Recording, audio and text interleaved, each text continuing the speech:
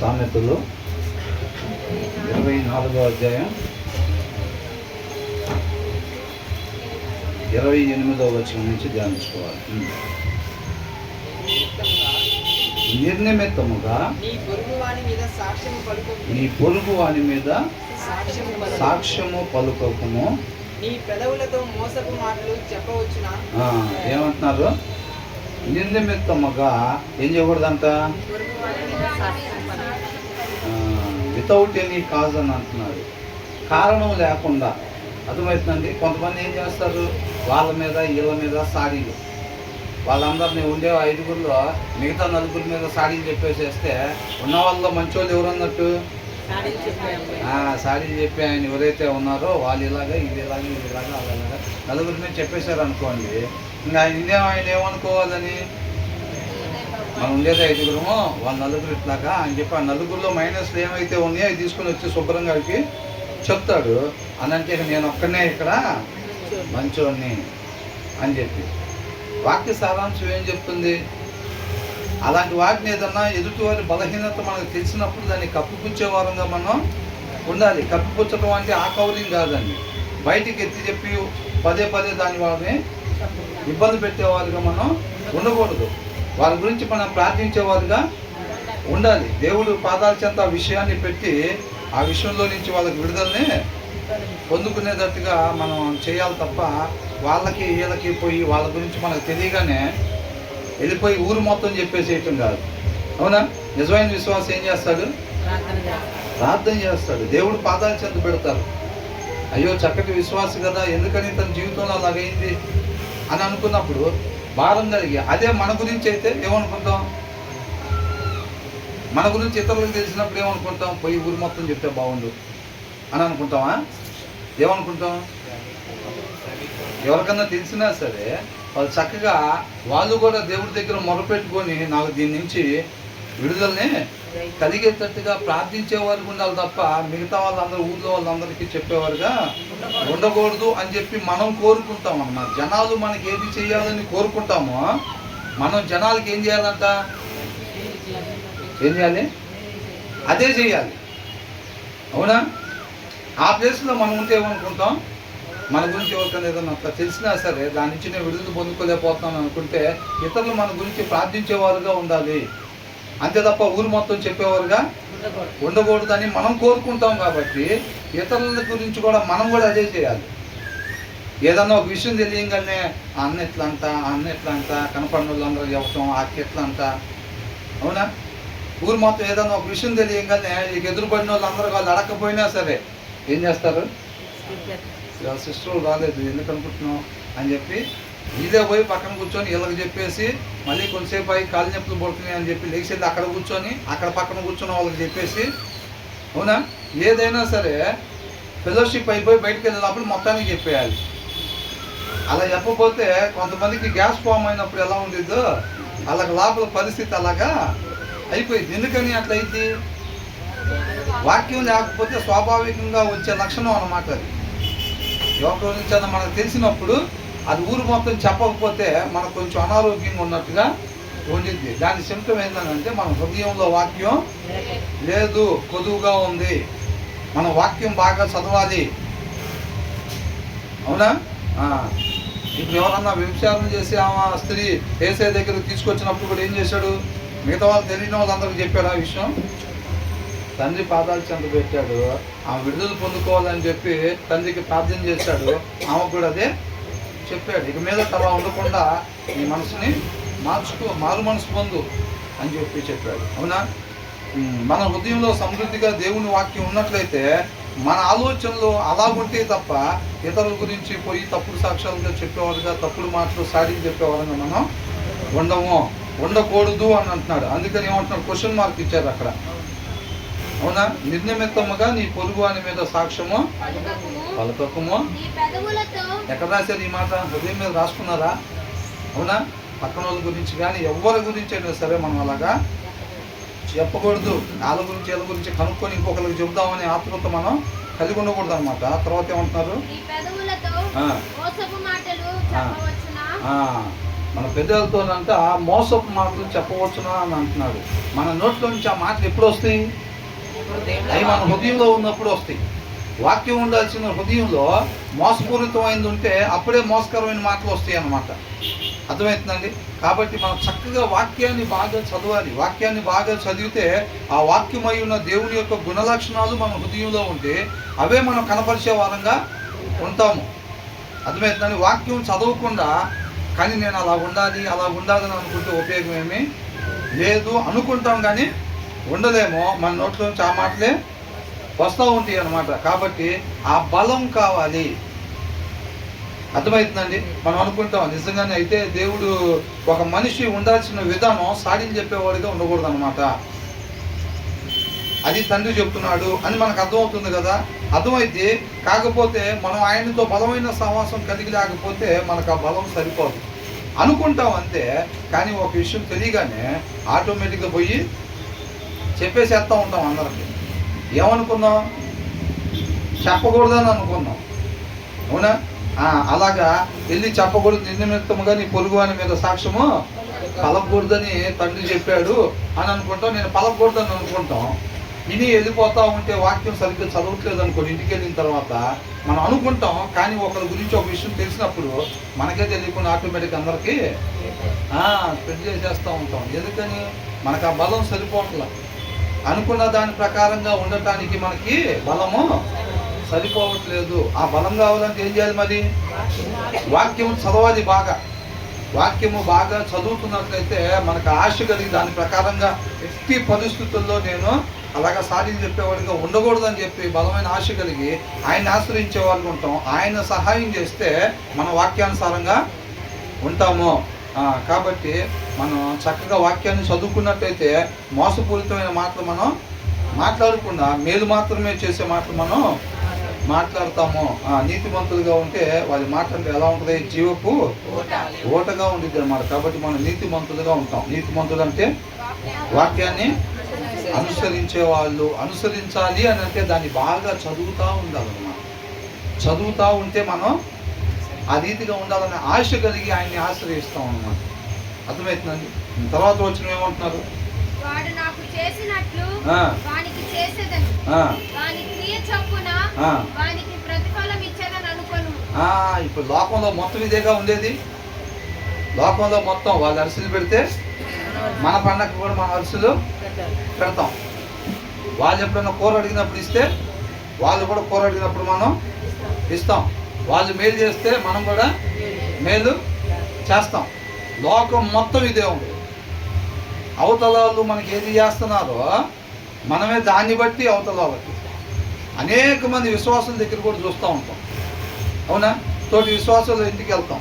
వెళ్ళినప్పుడు కొంచెంసేపు కూర్చొని మాట్లాడంగానే ఆమె టీయో కాఫీయో కలుపుకొని వచ్చింది అనుకోండి. ఆ తర్వాత మన ఇంటికి వచ్చినప్పుడు టీయో కాఫీయో మనం కలుపుతాం.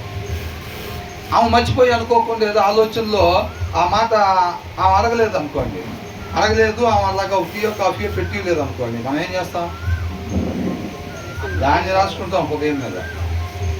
ఎట్టి పరిస్థితుల్లో 6 నెలల తర్వాత కావచ్చు, 6 సంవత్సరాల తర్వాత కావచ్చు, 60 సంవత్సరాల తర్వాత కావచ్చు, మన ఇంటికి వచ్చిందంటే మాత్రం పొరపాటును కూడా ఒక గ్లాసు మంచినీళ్ళు ఆమెకి ఇవ్వకూడదు.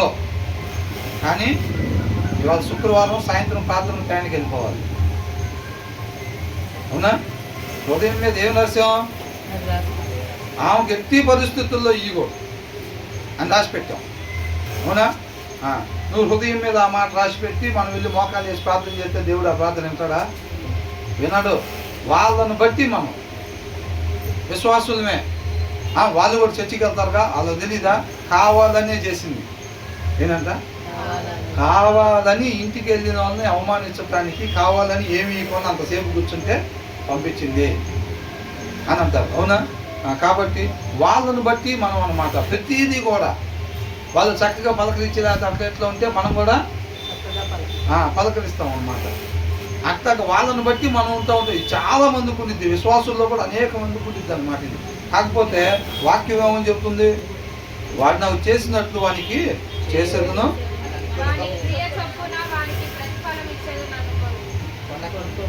అనుకొనకుము అని అంటున్నాడు. అవునా? వాళ్ళని బట్టి మనం ఉండకూడదు. వాళ్ళు మనకి ఏది చేసినా వాళ్ళు ఏ స్థితిలో ఉన్నారో చూసుకొని ఆ స్థితిలో ఉన్న వాళ్ళకి దేవుడు ఏం చేయమని చెప్తున్నాడో అదే మనం చేయాలి. అవునా? యేసయ్యను కొట్టారు, యేసయ్య ఏం చేశాడు? తండ్రి ఏం చెప్తున్నాడు అది చేస్తున్నాడు. వాళ్ళని బట్టి చేస్తున్నాడా? వాళ్ళని బట్టి ఎప్పుడు కూడా చెయ్యట్లేదు. ఆయన జీవితకాలం మొత్తం కూడా ఆ ఎదుటి వారు చేసిన దాన్ని బట్టి యేసయ్య ఎక్కడ కూడా చెయ్యట్లేదు. మనం ఫస్ట్ నుంచి అనుకునే వాళ్ళం వాక్యాన్ని అనుసరించటమే మన జీవిత విధానం కావాలి తప్ప ఎదుటి వారిని బట్టి నడుచుకోవటం మన జీవిత విధానం కాకూడదు. అర్థమవుతుందండి? వాళ్ళ పండగ మనకు పెట్టపోయినా ఏం చేయాలి? మనం తీసుకుని వెళ్ళి క్రియల్లో ఆ ప్రేమను కనపరిచే వారంగా ఉండాలి. అప్పుడు అనుకుంటారు వాళ్ళు లోకంలో ఇలా ఉండదే, లోకంలో ఇది కనపడదు కదా, నేను ఎవరెవరికైతే ఇచ్చానో వాళ్ళే కదా తీసుకొచ్చి ఇస్తారు అని అనుకుంటారా లేదా? ఇప్పుడు మనం సరే ఎవరో పేదోళ్ళు ఏదో వివాహం మన ఇంట్లో వివాహం చేసుకుంటే అవి తీసుకుని వచ్చి ఏదో ఒక 50 రూపాయలు కానుక పెట్టారండి. భోజనాలకి సదింపులు తీసుకొచ్చి ఒక 50 రూపాయలు పెట్టారు. దేవుడు మనకు సమృద్ధిని ఇచ్చాడు కదా. ఇచ్చినప్పుడు మన వాళ్ళ ఇంట్లో ఏదో వివాహం లేకపోతే ఏదో పెట్టుకున్నారు పేదవాళ్ళు. పెట్టినప్పుడు మనం ఏం చేస్తాం? ఆ బుక్ తీసి చూసి అది ఎంత పెట్టారు? అప్పుడు 18 సంవత్సరాల క్రితం 50 రూపాయలు పెట్టారు. చిల్లర మార్చి ఆ 50 రూపాయలు కవర్లో పెట్టి దాన్ని తీసుకుని వెళ్ళి మళ్ళీ వాళ్ళకి ఇస్తాం. వాళ్ళ స్థితి ఏంటి, మన స్థితి ఏంటి? అప్పుడు దేవుడు ఏం చేస్తాడు? ఓహో, అయితే నువ్వు కూడా ఆ స్థితిలో ఉండాలని కోరుకుంటున్నావా నా కుమారుడా? ఎవరి దగ్గరికన్నా వెళ్ళినప్పుడు 50 రూపాయలు పెట్టే స్థితి కావాలని కోరుకుంటున్నావా? కాబట్టి ఆ స్థితిని నీకు దయచేస్తానని చెప్పి దేవుడు ఏం చేస్తాడు? అట్లాంటి పరిస్థితి అంటే అలా చేసామని కాదండి, అలా ఉండకూడదు అని అంటున్నాడు. మనకు సమృద్ధి ఉంది, వాళ్ళు పేదవాళ్ళు, మనం పిలిచే వివాహానికి వాళ్ళ స్తోమత దగ్గరకు ఒక 50 రూపాయలు తీసుకొచ్చి ఇచ్చారు. అవునా? మనకు దేవుడు సమృద్ధిని ఇచ్చాడు. వాళ్ళ వివాహం అంటే వాళ్ళకి అవసరం ఉంటాయి కదా ఏదో ఒకటి. కాబట్టి మన స్తోమత తగ్గట్టుగా ఏదైనా తీసుకుని వచ్చి వాళ్ళకి ఏదైతే సహాయపడిందో ఆ రీతిగా మనం సహాయపడేవారుగా ఉండాలి. అప్పుడు వాళ్ళు అనుకుంటారు ఖచ్చితంగా ఎవరెవరు ఎంత ఇచ్చారో చూసుకుంటే వాళ్ళ బుక్లో చూస్తే నా దగ్గర కూడా బుక్ ఉండిద్దిగా, తీసి చూస్తే ఈ సదింపులు పెట్టే ప్రతి ఒక్కరు కూడా వీళ్ళు ఎంతైతే పెట్టారో అంతే ఉండిద్ది అక్కడ. కానీ నిజమైన విశ్వాసం ఎదిగినప్పుడు అక్కడ వేరుగా ఉండిద్ది, లోకానికి వేరుగా ఉండిద్ది. ఇది లోకంలో ఉండదే అని చెప్పి మనం చూసి నేర్చుకోవటానికి ఉండిద్ది. ఆ సారాన్ని పొందుకోవటానికి, సత్య సారాంశాన్ని పొందుకోవటానికి అవకాశం ఉండిద్ది అన్నమాట. వాళ్ళని బట్టి మనం కాదండి. దేవుడు ఏదైతే చెప్తున్నాడో, ఇతరులకి ఏదైతే చెప్తున్నాడో వాళ్ళు మనకి ఏది చేసినా మనం మాత్రం దేవుడు ఏది చేయమని చెప్తున్నాడో అదే చేసేవారంగా. ఎంత అవమానించినా, ఎంత నిందించినా, ఎంత హింసించినా యేసుక్రీస్తుని తండ్రి చూపించమన్న ప్రేమ మాత్రమే ఆయన చూపించాడు అంతే. అందుకని ఆయన నుంచి అంత నేర్చుకున్నాం మనం అందరం కూడా, ఇంకా నేర్చుకుంటూనే ఉన్నాం. ఆయన్ని పోలి జీవించటం అంటే మనం కూడా ఏం చేయాలి? వాళ్ళు ఇలా చేశారు, మనం ఏం చేయాలి? అలా చేసిన వాళ్ళకి దీంట్లో ఏమని ఉందో అలాగ మనం ఉండాలి.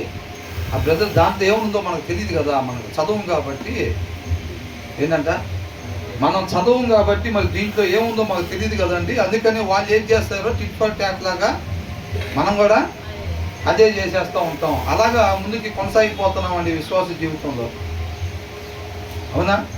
అత్తేదన్న ఒక మాట అంటే కోడలో అనాల్సిందే ఏదో ఒక రకంగా. మొన్న ఎట్లా అనేది మనసులో పెట్టుకున్నా, ఎట్లయినా సరే ఇట్లా ఏదో కోడలు ఏదన్నా ఒక మాట అంటే అత్త మనసులో పెట్టుకొని దాన్ని ఏదో ఒక రకంగా అట్లాగా అది ఇంటికి వెళ్తే ఏమన్నా వాక్యాలు ఏముంటాయి?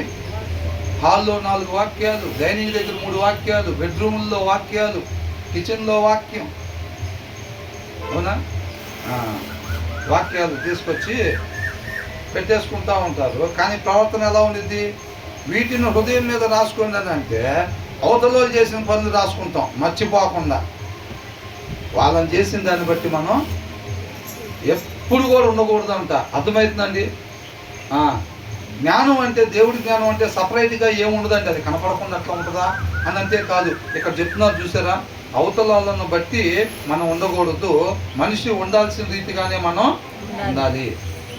ఇప్పుడు అవతలలో ఒక మనిషి అవతలని ట్రీట్ చేయాల్సిన విధానంలో మనం ట్రీట్ చేయలేదు అనుకోండి, మనం ఏం చేయాలంట, మనం మాత్రం మనిషి ఏ రీతిగా ఉండాలో, అవతలని ఎలాగ ట్రీట్ చేయాలో అలాగే మనం ట్రీట్ చేసే వారంగా ఉండాలి తప్ప వాళ్ళు ట్రీట్ చేసిన విధానాన్ని ఏమాత్రం కూడా పరిగణలోనికి తీసుకోకూడదు అని అంటున్నారు అనమాట. అర్థమవుతుందండి?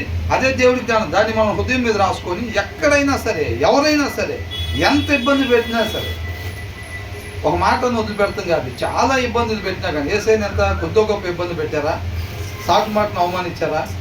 అందరి జనాల మధ్యలో ఆయన్ని అవమానించారు, నిందించారు, హేళన చేశారు, హింసించారు. అవునా? అందరి మధ్యలో చేసినా కానీ ఆయన ఏం చేశాడు? ప్రేమను మాత్రమే, తండ్రి ప్రేమ అయి ఉన్నాడు కాబట్టి ఆయన ప్రేమను మాత్రమే కనపరిచేవాడుగా ఉన్నాడు. అర్థమవుతుందండి? అసలు ఎంత గొప్ప లక్షణం చూడండి. అసలు ఎలా ఉంటుంది? బంగారు తల్లి అంటే మనం బంగారు తల్లి అంటే పెద్ద కష్టపడాల్సిన పని ఏం లేదు. అవునా కదా? అవతలోళ్ళు కీడు చేస్తే మనం మేలు చేయడానికి ఏం కావాలి? బలం కావాలి. అవునా కదా? బలం కావాలి. భర్త అవిశ్వాసిగా ఉన్నాడు, పనికిరాని ఆయన, ఎప్పుడు పనికిరాని పనులు చేస్తావు అన్నాడు అనుకో, మనం ఏం చేయాలి? ఆ టైంలో ఎలా ఉంటుంది? ఇప్పుడే వచ్చాడు, మరి బయట నుంచి ఏదో వచ్చేట్లా అన్నాడేమో, లేకపోతే ఒక కప్పు కాఫీ కానీ వాటర్ కానీ ఇద్దాం అని అనుకుంటాం. వెళ్తామా? వెళ్తాయా చేతులు బాటిల్ దగ్గరికి తీసుకుని వెళ్ళి కాళ్ళు నడుస్తాయి ఆయన దగ్గరికి? అప్పుడే అన్నాడు అట్లాగా. అన్న తర్వాత తెలీదా? మరి అలా వెళ్ళాలంటే ఏం కావాలి? బలం, ఆత్మీయ బలం కావాలి. ఆత్మీయ బలం కావాలి. అప్పుడు అవిశ్వాసుడైన భర్తని విశ్వాసురాలైన భార్య ఆత్మీయతలోకి రాబట్టుకోవచ్చు. వీళ్ళే బలహీనలు ఉన్నారనుకోండి, మనం అనుకున్నట్టుగా ఇంకొకరిని కాపాడతారా?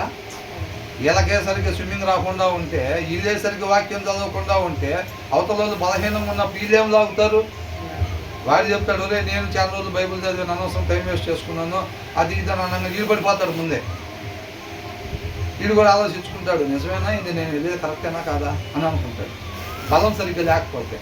అవునా కదా? వాడిని ఎంతమంది స్విమ్మింగ్లో వాళ్ళని కాపాడుతాను కనుక వీళ్ళు కూడా కొట్టుకుపోయిన వాళ్ళు లేరా? అంటే ఏంది అర్థం? ఒకరిని కాపాడాలంటే ఏళ్ళని కాపాడుకుంటా నీళ్ళలో, ఆ వరవడికి వెళ్ళిపోకుండా వీళ్ళని కాపాడుకుంటా వాళ్ళని కూడా కాపాడాలి. అంత బలం కావాలి. దాంతో పోల్చారనమాట. ఒక ఆత్మీయతలో, విశ్వాసంలో బలహీనంగా ఉన్న వాళ్ళని ఎనీ టైం నువ్వు నేను కాపాడే అంత బలంగా మన విశ్వాసం ఉండాలి. అలా విశ్వాసం బలపడాలి అని అంటే ఆయనతో ఎక్కువ సహవాసం చేయాలి. అంటే వాక్యాన్ని చక్కగా శ్రద్ధ కలిగి చదవాలన్నమాట. నామకార్థంగా కాకుండా శ్రద్ధ కలిగి ఎప్పుడైతే మనం చదువుతూ ఉంటామో మన విశ్వాసంలో బలపడే వారంగా ఉంటాము. విన్నట వల్ల ఏం కలిగిద్దంట? విశ్వాసము. అంటే మన వాక్యాన్ని చదివేటప్పుడు మనం ఏం చేస్తున్నాం? వింటున్నాం దాన్ని. అవునా కదా? దేవుడు మాట్లాడుతున్నాడు, చెప్తున్నాడు, ఇలాగ ఉండాలి, ఇలా ఉండకూడదని దేవుడు మనకి చెప్తున్నాడు. ఆ చెప్పేదాన్ని మనం చదవటం ద్వారా వింటున్నాం అన్నమాట. దేవుడి మాటను వింటున్నాం మనం. దానివల్ల మనకి విశ్వాసం కలిగింది అన్నమాట. పరిస్థితులు వచ్చినప్పుడు మనం పడిపోకుండా నిలబడతాం. లేదనుకోండి, ఇక్కడ ఇని వెళ్ళిపోయారనుకోండి, ఇని వెళ్ళిపోతే ఏమైంది అనుకుంటున్నారు? మనం ఎలా ప్రవర్తించాలి ఎదుటి వారితో అని అంటే, వాళ్ళు మనతో లోకానుసారంగా ప్రవర్తించినా మనం మాత్రం వారితో వాక్యానుసారంగా మాత్రమే ప్రవర్తించాలి అని చెబుతాం. అంతే, మన జీవితంలో కనపడదు. ఇప్పుడు ఇక్కడ చక్కగా శ్రద్ధగా విని తీర్మానం తీసుకుని వెళ్ళిపోయి ఇంటికి వెళ్ళి వాక్యం చదవట్లేదు అనుకోండి, ఎదుటి వారిని మనం ఎలాగ డీల్ చేయాలని అంటే, వాళ్ళు మనల్ని లోకానుసారంగా డీల్ చేసినా మనం మాత్రం వాళ్ళని వాక్యానుసారంగానే డీల్ చేయాలి అని చెప్తాం. ఈ రోజుల్లో అనేక మంది క్రైస్తవులు వీళ్ళే వాక్యం ఉంది దీని గురించి అని వాళ్ళే చెప్పేస్తారు ముందే, కానీ వాళ్ళ జీవితంలో అది కనపడదు. ఎందుకని? వాళ్ళు జస్ట్ కేవలం తెలుసుకుంటున్నారు అంతే. వాక్యాన్ని వినేవాళ్ళు దేవుడి దృష్టికి నీతిమంతులా? మరెవరు? అనుసరించే వాళ్ళు మాత్రమే ఆయన దృష్టికి నీతిమంతులు. రేపు ఆయనతో పాటు ఉండేది వాళ్ళు మాత్రమే అన్నమాట. మీరు ఏ వచనం అన్నా సగం చెప్పండి, మిగతా సగం నేను చెప్పేసేస్తా. క్విజ్లో ఫస్ట్ వస్తే సరిపోయిద్దా? జీవితంలో ఉండాలి అది. అవునా? మన జీవిత విధానం ద్వారా యేసుక్రీస్తు వారు ఏమన్నారు? ఈ భూమి మీద నువ్వు నాకు చేయటానికి పని మొత్తం నేను సంపూర్ణంగా నెరవేర్చి నిన్ను మహింపరచాను. ఆ విషయం మనకెందుకు చెప్పారు? మనం ఆయన్ని పోలి ఉండాలి కాబట్టి మనం కూడా ఏం చేయాలి?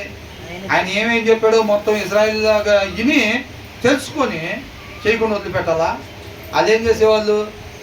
పలానా దగ్గరికి రండి అని అనగానే వచ్చేవాళ్ళు. దేవుడు చెప్పే మాట మొత్తం వినేవాళ్ళు, చక్కగా వెళ్ళి వాళ్ళకి నచ్చినట్టుగా ఉండేవాళ్ళు. వాళ్ళందరినీ కణాల్లో నడిపించాడా దేవుడు? నడవలా. కణాల్లో వాళ్ళు ఎవరు కూడా నడవలేదు. ఆయన చెప్పిన మాట ప్రకారంగా ఎందరైతే విశ్వసించి నడిచారో, నువ్వు నేను విశ్వసించామో, అది తండ్రి మాట, మా మేలు కొరకు రాసిన మాట. ఒక మనిషి ఉండాల్సిన విధానం దేవుడు రాశాడని నేను విశ్వసిస్తున్నాను అనేది దేవుడు ఎలా పరిగణలో తీసుకుంటాడంటే, మన జీవితంలో దాన్ని అనుసరించి నడవటాన్ని బట్టి దేవుడు మన విశ్వాసాన్ని పరిగణలో తీసుకుంటాడు. బైబిల్ మొత్తం అప్పు చెప్పేసినా మన జీవితంలో లేకపోతే మన విశ్వాసం లేని వారమే. అర్థమవుతుందండి? 3 ఆరాధనలకు వచ్చినా బైబిల్ మొత్తం అప్పు చెప్పేసినా మన జీవితంలో దేవుడు ఏదైతే చెప్తున్నాడో, ఇప్పుడు చెప్పారు కదా, ఈ వచనంలో ఏమంటున్నారు? ఎదుటివారు మనల్ని లోకానుసారంగా మనల్ని ట్రీట్ చేసినా సరే మనం ఎలా చేయాలంట? వాక్యానుసారముగా అని చెప్తున్నాడు. అది తండ్రి మాట. నేను నమ్ముతున్నాను, విశ్వసిస్తున్నాను అని నువ్వు పదే పదే చెప్పినా ఉపయోగం లేదు. దేవుడు దాన్ని అట్లా పరిగణలోనికి తీసుకోడు. ఎప్పుడైతే మనం అలాగా ఎదుటి వారిని ట్రీట్ చేస్తున్నామో అప్పుడు ఆ విశ్వాసాన్ని పరిగణలో తీసుకుంటాడు. అలాంటి విశ్వాసం అబ్రహాం కలిగి ఉన్నాడు కాబట్టి నీతిమంతుడిగా ఎంచబడ్డాడు. నువ్వు వాక్యంలో ఏ వచనాన్ని నమ్ముతున్నా సరే ఆ వచనం నమ్ముతున్నట్టుగా దేవుడు పరిగణలోకి తీసుకోవాలని అంటే ఆ వచనం యొక్క సారాంశం మన జీవితంలో కనపడాలి దేవుడికి. అప్పుడే దేవుడు దాన్ని విశ్వాసంగా పరిగణలోనికి తీసుకుంటాడు. మనం విశ్వసిస్తున్నాం, అదే ఎప్పుడు అనుకుంటాం కదా, ఆ పాపం దూకమ్మా అని అంటే నమ్మట్లేదా అంటే నమ్ముతున్నాను డాడీ అనేది అంటే ఏంటి? నమ్ముతున్నానని చెప్తుంది అంతే, కానీ నమ్మకం లేదు. డాడీ పొరపాటు స్లిప్ అయింది అనుకో, డాడీ పట్టుకోలేకపోయాడు అనుకో, కింద పడిపోతానన్న భయం ఉందన్నమాట. అర్థమవుతుందండి? మనం దీన్ని నమ్ముతున్నాం, విశ్వసిస్తున్నాం అని అంటే నువ్వు విశ్వసిస్తే క్రియ ఉండాలి. యాకోబు రాసిన పత్రికలో మనం చూసాం కదా, అవునా? అది క్రియలతో కార్యసిద్ధి కలిగి చేసినప్పుడే మనం నీతిమంతులుగా ఎంచబడతాము. కుమారుని తీసుకురమ్మని తీసుకొచ్చాడా లేదా? తెస్తాను దేవా అని చెప్పి తేకుండా ఉన్నాడా? క్రియ ఉండాలన్నమాట. నమ్ముతున్నావా? యేసయ్యని నమ్ముతున్నావా? నమ్ముతున్నా. విశ్వసిస్తున్నావా? విశ్వసిస్తున్నా. మరి క్రియలై, అవునా? ఆ క్రియలను బట్టే దేవుడు ఇంత పర్సంటేజ్ విశ్వాసం వీళ్ళకు ఉంది అని పరిగణలోనికి తీసుకుంటాడు. కాబట్టి ఎదుటి వారు ఎలాగున్నా సరే మనం ఎలాగుండాలంట? వాక్యానుసారంగానే ఉండాలి. ఒకవేళ భర్త వాక్యానుసారంగా లేడనుకోండి, ఆయన హృదయంలో వాక్యం లేదు, ఆయన వాక్యం చదవడు. వాక్యం చదవనప్పుడు ఏం చేస్తాడు? లోకానుసారంగా భార్యని డీల్ చేస్తూ ఉంటాడు. మరి అప్పుడు ఏమేం చేయాలి? ఆయనతో కాపురం చేయాలంటే నేను కూడా వాక్యం చదవకుండా ఉంటే నేను కూడా లోకానుసారం ఉంటేనే కాపురం చేయగలుగుతాం అనుకుంటారా? భర్త చదవట్లేదని భార్య మానేయటం, పిల్లలు చదవట్లేదని తల్లిదండ్రులు మానేయటం అట్లా ఎప్పుడు కూడా చేయకూడదు. అర్థమవుతుందండి? కాబట్టి మీరు మాత్రం చక్కగా వాక్యాన్ని ధ్యానించుకుంటా దాని ప్రకారంగానే ఒక భర్తతో ఎలా ఉండాలని చెప్పి వాక్యంలో రాస్తుందో ఆ రీతిగానే భర్తతో వ్యవహరించేవారుగా ఉండాలి. లోకస్తులు అలా కాకపోతే ఎలాగుంటారండి? లోకస్తులు ప్రేమ చూపించే వాళ్ళకు ఉంటారా? మీరు మేలు కోరుకోవాలని చెప్పి పలికే వాళ్ళకు ఉంటారా? లోకస్తులు ఎలాగుంటారు? నన్ను పనికిమాలిదానా అన్నాడు, నన్ను పనికిమాలినోడా అనింది. అసలు హృదయంలో వాక్యం లేని వాళ్ళు అయ్యి కాకపోతే ఏమంటారు? అవునా కదా? మనం ఫస్ట్ అది ప్రిపేర్ అయి ఉండాలన్నమాట. అది ప్రిపేర్ అయ్యింది వాళ్ళు మన నుంచి నేర్చుకోవాలి, వాళ్ళని ఆత్మీయతలోకి రాబట్టుకోవాలి అని అంటే మనం ఉండాల్సిన విధానం ఒక్కటే. ఆయన ఏమన్నాడు, ఆమె ఏమనింది, ఆ బ్రదర్ ఏమన్నారు, ఈ సిస్టర్ ఏమన్నారు, ఇది కాదు మనకు. అసలు వాళ్ళు ఎలా చేశారు, ఇంటి పక్కన వాళ్ళు ఎట్లా చేశారు, ఆఫీస్లో ఆమె ఎట్లా చేసింది, పోయినసారి అది ఇవ్వమంటే ఇచ్చిందా, క్యాలిక్యులేటర్ ఇవ్వమంటే ఇచ్చిందా, ఇప్పుడు మనం ఎందుకు ఇవ్వాలి? కావాలని పోయి వాళ్ళు సాయంత్రం కొనుక్కొని వచ్చి ఏదో ఒక రోజు అడిగిద్ది, మర్చిపోయి వచ్చింది కలిసి కంపల్సరీగా నన్ను అడిగిద్ది. ఆ దినాన ఏమో అప్పుడు దాకా పోయింది, చర్చికి పోయింది, మొత్తం వేస్ట్ అవుతా లేదా? అవకాశం వచ్చింది, దేవుడు ఆయన కృపను బట్టి అవకాశం ఇచ్చాడు. లోకంలో కనపడంది నీ దగ్గర కనపరచడానికి అవకాశం ఇచ్చాడు. ఏం చేసాం? దాన్ని పోగొట్టుకున్నాం, అవునా కదా? కాబట్టి ఒకటే మన హృదయం మీద రాసుకోవాల్సింది, వాక్యాన్ని అనుసరించడమే మన జీవిత విధానం. ఎదుటి వాళ్ళు మనల్ని వ్యవహరించిన తీరును బట్టి మనం వాళ్ళతో వ్యవహరించడానికి వీలు లేదు. వాక్యంలో తోటి సహోదరుని కావచ్చు, సహోదరిని కావచ్చు, ఏ రీతిగా వాళ్ళతో వ్యవహరించమన్నారో ఆ రీతిగా మాత్రమే మనం వ్యవహరించేవారుగా ఉండాలి. వాళ్ళు కొట్టారు, వాళ్ళు తిట్టారు కాబట్టి నేను కూడా చేయాలి, వాళ్ళు నన్ను అవమానించారు, ఏదైనా నేను కూడా వాళ్ళతో అవమానించాలి, అట్లాగేమీ ఉండకూడదు. యేసయ్యని ఎంత అవమానించినా నిందించినా యేసయ్య మాత్రం ప్రేమే చూపించాడు. మన భర్త దగ్గరైనా, భార్య దగ్గరైనా, పిల్లల దగ్గరైనా, ఇంటి పక్కన వాళ్ళ దగ్గరైనా, అత్త దగ్గరైనా, కోడల దగ్గరైనా, ఎక్కడైనా మన జీవితంలో ప్రతి క్షణం వాక్యమై ఉన్న దేవుడు ఏది చెప్తున్నాడో ఆ రీతిగానే మనం పొరుగు వాళ్ళతో వ్యవహరించేవారు ఉండాలి తప్ప వాళ్ళని బట్టి వ్యవహరిస్తే నీ దగ్గర నా దగ్గర వాళ్ళు నేర్చుకునే వెలుగేమి లేదు, వాళ్ళు నేర్చుకునే సారం ఏమీ లేనట్టే. ఆయనతో బలమైన సహవాసం కలిగి ఉంటే, ఆయనతో సమయాన్ని గడుపుతుంటే, రోజు వాక్యం చదువుతుంటేనే ఆ పరిస్థితి వచ్చినప్పుడు వాళ్ళు లోకానుసారంగా మనతో వ్యవహరించిన మనం వాళ్ళతో లోకానుసారంగా వ్యవహరించకుండా ఉంటాము. అర్థమవుతుందండి? దానికి బలం కావాలి. ఉట్టుకుని అనుకుంటే సరిపోదు.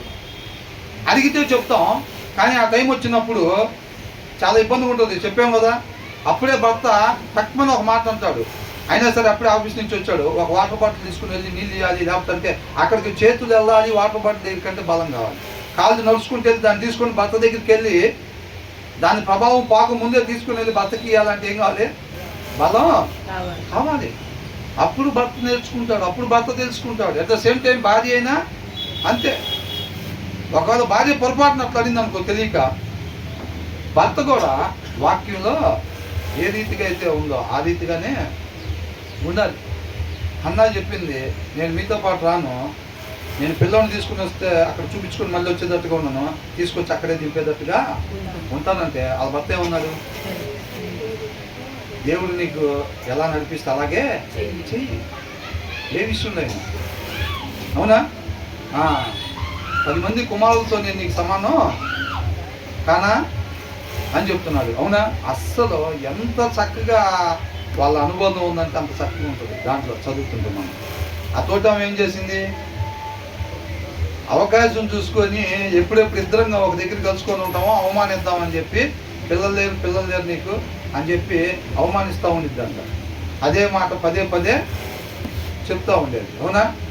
కాబట్టి మనం చక్కగా వాక్యాన్ని చక్కగా రోజు చదువుతూ ఉంటాం, ఆయనతో సహవాసం కలిగి ఉంటాం. కాబట్టి మనం ఒకటి అనుకొని ఇంకొకటి చెయ్యము.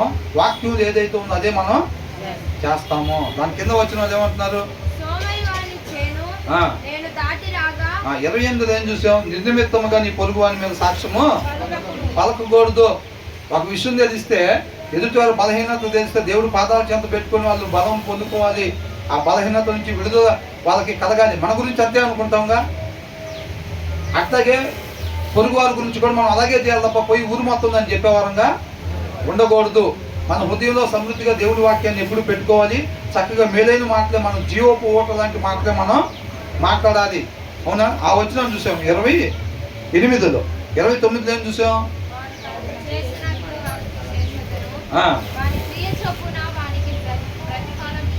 ఎవరు ఇచ్చేది? ఎవరు క్రియలు చొప్పున వాళ్ళకి ప్రతిఫలం ఎవరు అది ఇవ్వండి అని చెప్పారా? ఏమన్నాడు? నేను ఇస్తానని అంటున్నాడు. మనం ఏం చేస్తాం? వాళ్ళు ఏమిటో జరిగిపోవాల్సిందే. వాళ్ళు ఏదైతే చేస్తారో వాళ్ళు ఏదో ఒక రకంగా అవమానించాల్సిందే, నిందించాల్సిందే.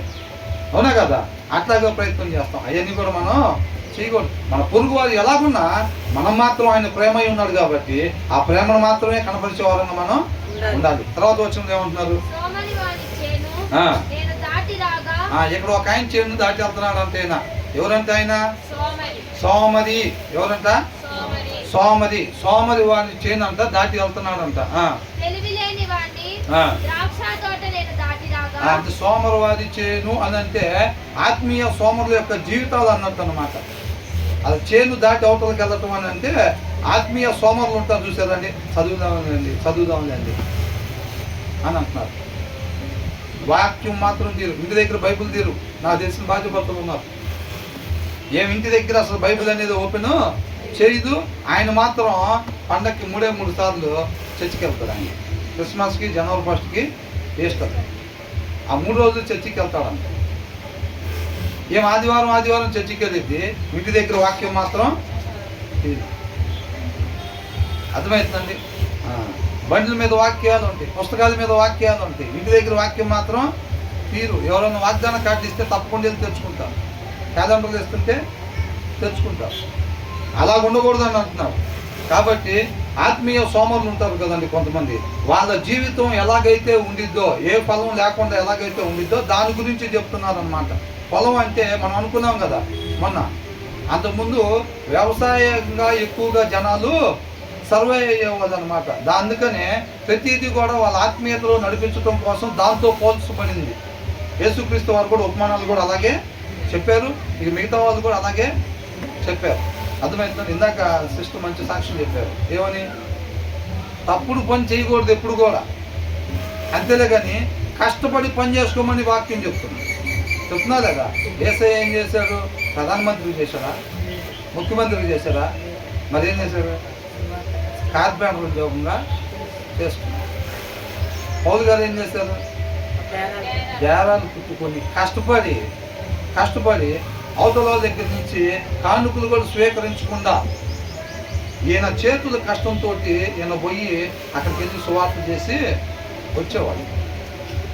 అర్థమవుతుందండి. అలాగా వీళ్ళంతా పెద్ద పోస్టులు చేశారా వాళ్ళ టైంలో? మరి మొత్తం వాళ్ళ గురించేగా ఉంది, అవునా కదా? కాబట్టి మన చూపు ఎప్పుడు కూడా ఆ పునాదులు కలిగిన ఆ పట్టణం వైపు ఉండాలి. మేనేజర్ పోస్ట్ ఇస్తే నువ్వు నేను చేసేదే ఉంది. మొన్న ఒక ఆయన ఇంటర్వ్యూలో చెప్తున్నాడు, ఏమంటున్నాడు, ఆయన పెద్ద గెస్టెడ్ ఆఫీసర్ పోస్ట్ వచ్చిందంట. పెద్ద గెస్టెడ్ ఆఫీసర్ పోస్ట్ వస్తే ఒక ఫెలోషిప్కి వెళ్ళాడంట. వెళ్తే ప్రేర్ చేయించుకుందామని కావచ్చు, ఇలా ప్రమోషన్ వచ్చింది కదా అని చెప్పి వెళ్తే అక్కడ ఎవరు లేరంట. సరే ఆ పక్కన లైబ్రరీ లాగా ఉంటే అక్కడికి వెళ్ళాడంట. అక్కడికి వెళ్తే వాళ్ళ ఊరు అతను ఒక ఆయన ఉన్నాడంట. ఈయన చాలా సంతోషం అనిపించింది. అంటే నువ్వేంటి ఇక్కడ ఉన్నావు అని అంటే, నేను ఇక్కడికే వచ్చేది అని అన్నాడు. నువ్వేంటి ఇటు వచ్చావు అంటే, నాకు ప్రమోషన్ వచ్చింది, గెస్టెడ్ ఆఫీసర్ ర్యాంక్ వచ్చింది నాకు అని చెప్పాడంట. అవునా అని చెప్పి 10 గంటలకు ఫెలోషిప్ అయితే 9:30కి వెళ్ళాడంట. సరే దేవుడు నిన్ను ముందుగానే నడిపించాడు ఇక్కడికి, నువ్వు అదే వచ్చావు అని చెప్పలా. ఏమన్నాడు? దేవుడు నిన్ను ముందుగానే 9:30 కల్లా నడిపించాడు నిన్ను ఇక్కడికి, కాబట్టి ఓ పని చెయ్యి, అందరు విశ్వాసం రావడానికి ఇంకొక అరగంట ఉంది, మీ లోపల ఏదన్నా పరిచయం చేసి దేవుడు ఇంకా చక్కగా ఆత్మీయతలు ఆశీర్వదిస్తాడని చెప్పాడంట. ఓ గెస్టెడ్ ఆఫీసర్ అని నేను ఆల్రెడీ చెప్పాడు కదా, గెస్టెడ్ ఆఫీసర్ అయ్యాను నేను అని చెప్పాడు. కాబట్టి పరిచయం అంటే ఏముంది, నా రేంజ్కి తగ్గట్టుగా ఏదో పరిచయం చెప్తాడని అనుకున్నాడంట. అనుకుంటే ఏంటో చెప్పండి బ్రదర్ అని అన్నాడంట. అంటే ఏం లేదు, విశ్వాసం రావడానికి ఒక 20 నిమిషాలు టైం ఉంది కదా, ఒక అరగంట. ఈ లోపలే ఆ బయటకి వెళ్తే రైట్ సైడ్లో మొత్తం ఒక 20 వాష్రూమ్లు ఉన్నాయి, అన్ని లెట్రిన్లు. అది వచ్చే లోపల నీట్గా అవన్నీ క్లీన్ చేసేసే తొందరగా అన్నాడు. అవన్నీ వెళ్ళి క్లీన్ చేసేసేయమన్నాడంట. క్లీన్ చేయమని లోపల అని అనుకుంటున్నాడు. లోపల అసలు నీకు గెస్టెడ్ ఆఫీసర్ అంటే తెలుసా తెలియదా నాయన, నేను లెట్రిన్లు క్లీన్ చేసేది ఏంటి, ఏం చెప్తున్నావు నువ్వు అసలు అని అనుకుంటున్నాడంట. చెప్పకపోతే ఏమనుకుంటారు, చేయకపోతే పేరుకి లోకంలో గెస్టెడ్ ఆఫీసర్ దగ్గర ఆత్మీయత లేని విధేయత లేదు అని అనుకుంటారు. కానీ నేను వెళ్ళి వాష్రూమ్లు కడగటమేంట్రా బాబు అని అనుకుంటున్నాడంట. అనుకొని సరే ఏం చేస్తాం, ఏదో వచ్చాము ఇంకా అట్లా జరిగిపోయింది, సరే ఇంకా అరగంట పట్టిద్ది అంటున్నాడు. విశ్వాసులు వచ్చే లోపలే ఎవరు రాకముందే గబగబా వెళ్ళి కడిగేసి వచ్చి ఎవరు చూడకుండా ఉంటాడని చెప్పి ఏం చేయాలో తెలియక మరి అవిధేయత చూపించలేడు కదా, అవునా? వెళ్ళిపోయి ఇంకా గబగబా స్టార్ట్ చేసి ఎవరికి కనపడకుండా ఫస్ట్ వాష్రూమ్లోకి లోపలికి వెళ్ళిపోయి తలుపేసేసుకొని ఎవరికి కనపడకుండా అది క్లీన్ చేస్తున్నాడంట. అది క్లీన్ చేసి ఏంట్రా ఇట్లాగే అయింది అసలు పరిస్థితి, మన లెవెల్ ఏంటి, మనం ఏం ఇట్లా చేస్తాం అని అనుకొని సరే జనం రాకుండా చేసేసి వెళ్ళిపోదామని గబగబా దాన్ని చేసి 2వ దాంట్లోకి వెళ్ళాడంట. 2వ దాంట్లో కూడా ఎవరు రాకుండా తలిపేసేసుకొని లోపల చేస్తున్నాడంట. పక్కన దాంట్లో నుంచి ఒక పాట పడుతుందంట, దేవుడి పాట. ఒరే నేను ఒక్కనే అనుకున్నాను ఇక్కడ, నాలాంటి ఇంకొకటి ఎవడో వచ్చాడు, వచ్చి మిగతా ఈ వాష్ చేస్తున్నాడు అని అనుకున్నాడంట. అనుకొని ఆ రెండోది క్లీన్ చేసిన తర్వాత ఎవడో నాలంటి వాడు ఇంకొకడు అని చెప్పి చూద్దామని చెప్పి అలా దాంట్లోంచి బయటకు వచ్చి అట్లా మూడో దాంట్లో 9 చూశాడు. 9 చూస్తే ఈయన చేసే గెస్టెడ్ ఆఫీసర్ కన్నా 3 ర్యాంకులు పైన ఉన్నాయన. 3 ర్యాంకులు పైన ఉన్నాయన. అనేక నెలల నుంచి వచ్చి చక్కగా ముందే విశ్వాసులు వచ్చే లోపలే నీట్గా ఇవన్నీ కూడా చేసేస్తున్నారు. ఇది హ్యూమిలిటీ అంటే, ఇది తగ్గింపు స్వభావం అంటే. వాళ్ళ ర్యాంకులు ఏంటంట, గెస్టెడ్ ఆఫీసర్ ర్యాంకులు ఉంటే ఈయనేమో లోపల ఇష్టం లేకపోయినా సరే బయటికి చెప్పారు, అడిగితే విధేయత లేదనుకుంటారు, ఊళ్ళో అందరూ చెప్తారని చెప్పి ఇష్టం లేకపోయినా ఆయన చేస్తుంటే ఆ 3వ దాంట్లో పోయే లోపల ఈయనకన్నా 3 ర్యాంకుల పైన అయినంత చక్కగా పాటలు పాడుకుంటూ హుషారుగా చేసేస్తున్నాడంట ఆయన. ఆ దినాన దేవుడు నాతో మాట్లాడాడు అని చెప్పాడు. ఇక తర్వాత అక్కడి నుంచి నీట్గా మిగతా ఇద్దరు కలిసి చేసేసాడు. ఏమాత్రం కూడా లోపల ఇబ్బంది పడకుండా చేసేసాడు. అట్లా ఒక 6 నెలలు చేసిన తర్వాత సరే 6 నెలలు రెగ్యులర్గా వస్తున్నాడు, చక్కగా ఉంటున్నాడు ఆత్మీయంగా అని చెప్పి ఆయనకి ప్రమోషన్ ఇచ్చారంట. ఆయనకి ప్రమోషను ఇచ్చి ఫెలోషిప్ దగ్గరికి నడిపించారు. ఎక్కడ ఫెలోషిప్ దగ్గర అంటే చెప్పుల స్టాండ్ దగ్గర అంట. ప్రమోషన్ ఎక్కడికి వచ్చిందంట, చెప్పుల స్టాండ్ దగ్గరికి వచ్చిందంట. అర్థమవుతుందండి, పరిస్థితి అది. అవునా కదా, పరిస్థితి అది. అది వాళ్ళు అంతగా తగ్గించుకునే వాళ్ళు ఉంటున్నారు అనమాట. పని చేసుకోవాలని చెప్తున్నారు. కాబట్టి ఏ పని చేస్తున్నాం, ఆ పని చేస్తున్నామో, ఈ పని చేస్తున్నాం అనేది కాదు. యేసయ్య శిష్యుల యొక్క పాదాలు కడిగాడు.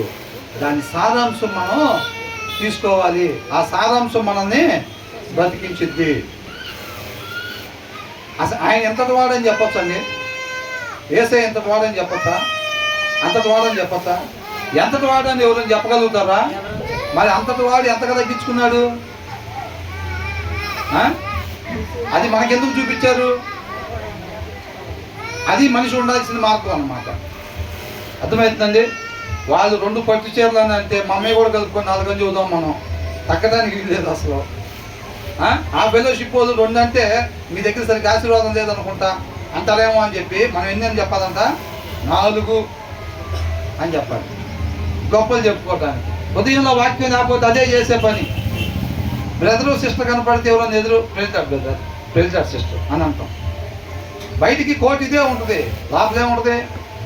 వాళ్ళు 2 అంటే 4, 6 అంటే 8 రాసుకో. తగ్గేదేమీ ఉండదు. మనం తగ్గింపు స్వభావం లేకపోతే ఎంతగా తగ్గించుకోవాలంట, మనల్ని మనం మరణానికి గురి చేసుకోవాలంట. బాప్తిజం అంటే ఏంటి? మనల్ని మనం పూర్తిగా ఉపేక్షించుకోవాలి. ఉపేక్షించుకోవటం అని అంటే 20 మార్క్స్ 40 మార్క్స్ కాదని 0. ఎంత చేసుకోవాలంట? యేసయ్య ఫోటో ఇంత వేసి ఉండి బ్యానర్లో మాది ఇంతదేగా వేసుకుంది, ఇంతదేగా వేసుకుంది, వేసుకోవచ్చు ఎంతది? అసలు ఆ బ్యానర్ మీద ఏమన్నా కనపడదానికి ఉందా? మనం లేదు. మనం అనేది ఎక్కడ కూడా కనపడకూడదు. ఆ దినాల్లో వస్త్రాలు చింపుకొని వెళ్ళిపోయారు. యేసయ్యకి రావాల్సిన ఘనతని వీళ్ళకి ఇస్తుంటే, అబ్బా మీరు భలే అద్భుతాలు చేశారే అని వీళ్ళు అంటుంటే, వీళ్ళ దగ్గరికి వస్తుంటే సన్మానించడానికి వీళ్ళు ఏం చేశారు? వస్త్రాలు చింపుకొని అక్కడి నుంచి వెళ్ళిపోయారు. ఆయనకి చెందాల్సిన సమస్త మహిమ ఏమాత్రం 1% కూడా మాకెళ్ళేందుకు ఎంతగా చూస్తున్నారు? మీరు చేసింది ఆయన అయితే, మీరు ఎవరినైతే అప్పగిచ్చారో ఆయన చేసాడు ఇదంతా, ఏం కాదు అని అంటున్నాడు. అర్థమవుతుందండి. కాబట్టి ఇక్కడంతా సోమరువాని చేను నేను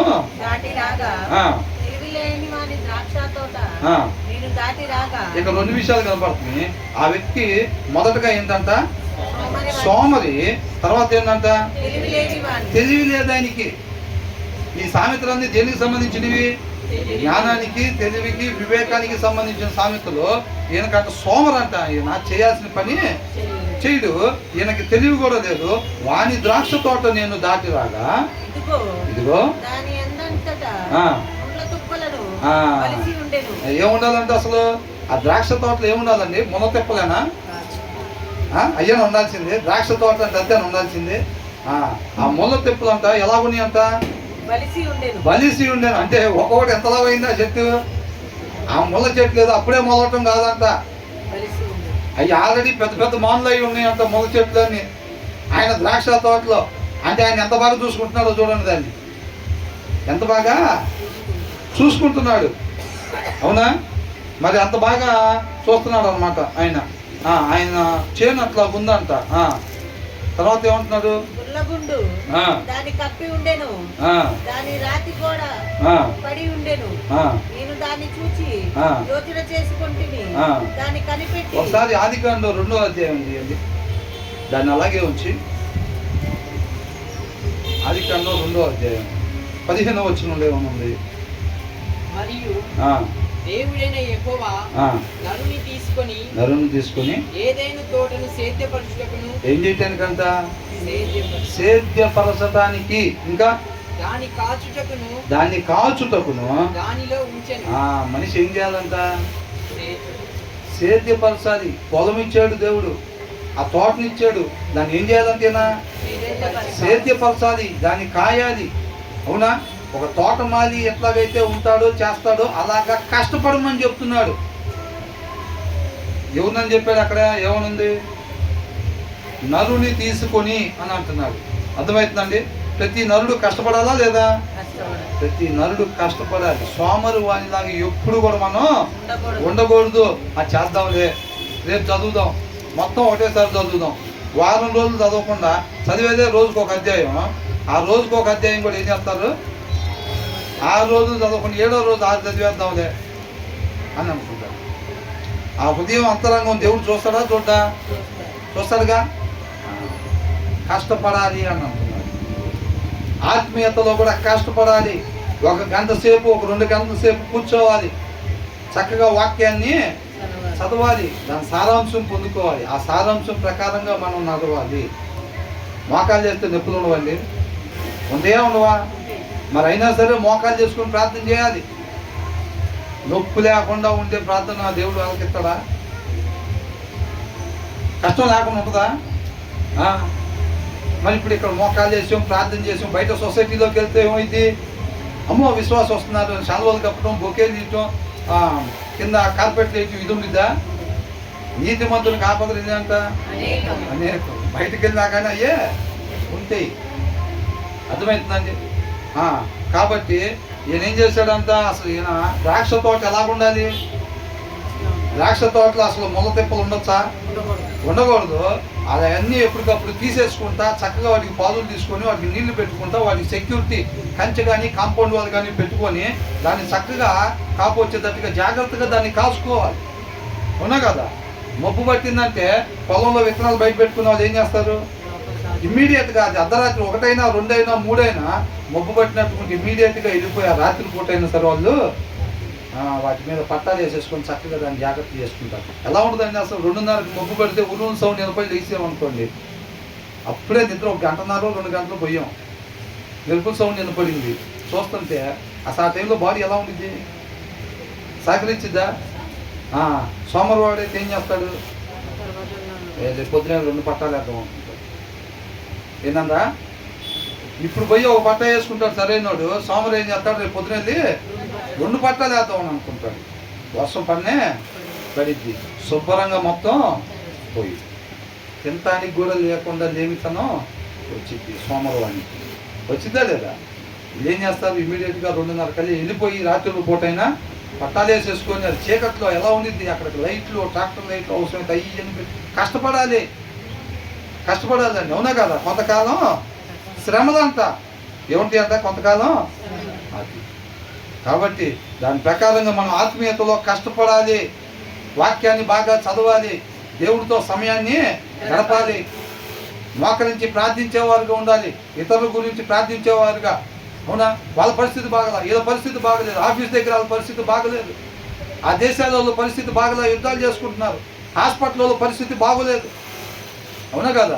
ఎంతోమందికి ఉద్యోగాలు లేకుండా ఉంటున్నారు. అవన్నిటిని తెలుసుకొని మనకు నొప్పి పుడుతూ ఉంటాయి. వాళ్ళ విషయాలు దేవుడు పాదాల చెంత పెట్టడానికి నొప్పి ఎవరు అనుభవిస్తున్నారు? మనం. ఎంత గొప్ప భాగ్యం అండి అది. అవునా కదా? ఎంత గొప్ప భాగ్యం. మనం మోకరించి మిగతా వారు దేవుడు ఎవరెవరి గురించి అయితే జ్ఞాపకం చేస్తున్నాడో పరిశుద్ధాత్మ దేవుడు వాళ్ళందరూ తరపున విజ్ఞాపన యేసుక్రీస్తు వారు చేస్తున్నారా లేదా? చేస్తున్నారు. కార్యం జరిగించేవాడు ఆయనే, మనం ఏం చేయలేము. కార్యం జరిగించేవాడు ఆయనే, కానీ మనం విజ్ఞాపన చేయాలి. మన కోసం మనం నొప్పులు పడతాం, నొప్పులు సహించుకోం, గొప్పే ఉంది అసలు దాంట్లో.